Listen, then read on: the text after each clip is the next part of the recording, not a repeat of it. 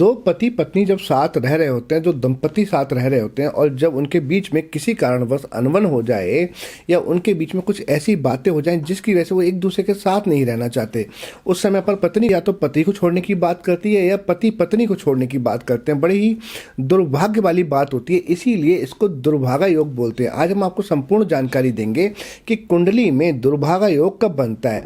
जन्म कुंडली में जब लग्नेश और सप्तमेश में से जब एक ग्रह दूसरे और अन्य ग्रह 12वें भाव में बैठे तो स्त्री को पति त्याग देता है या अलगाव हो जाता है। स्त्री कुंडली में सप्तम भाव में सूर्य या मंगल या राहु या केतु के साथ में निर्बली या नीच ग्रह की युति या दृष्टि हो और गुरु से भी पीड़ित हो जाएं तो स्त्री पति को त्याग देती है।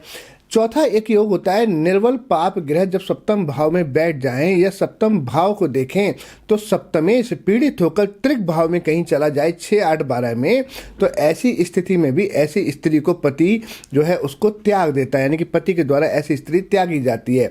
सप्तम भाव में सूर्य पीड़ित होकर बैठ जाए तब भी ऐसे योग बनते हैं, और सप्तम भाव में मंगल अगर कहीं पीड़ित होकर बैठ जाए और मंगल पर कहीं शत्रु ग्रहों की दृष्टि जल जाए या पाप ग्रहों की दृष्टिपात हो जाए तब भी ऐसे योग बन जाते हैं। तो ऐसी सिचुएशन में आपको किसी अच्छे ज्योतिषी से अपनी कुंडली का विश्लेषण करवाना चाहिए।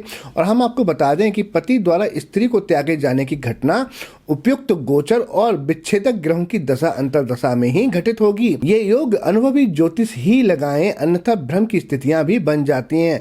आप वैसे ही किसी को प्रोडक्ट कर देंगे और वो व्यक्ति डर जाएगा। तो ऐसे हमेशा अच्छे ज्योतिषी से संपर्क करके अपनी कुंडली के सटीक उपाय लें और अपने जीवन में, अपने वैवाहिक जीवन में खुशियां लेकर आए।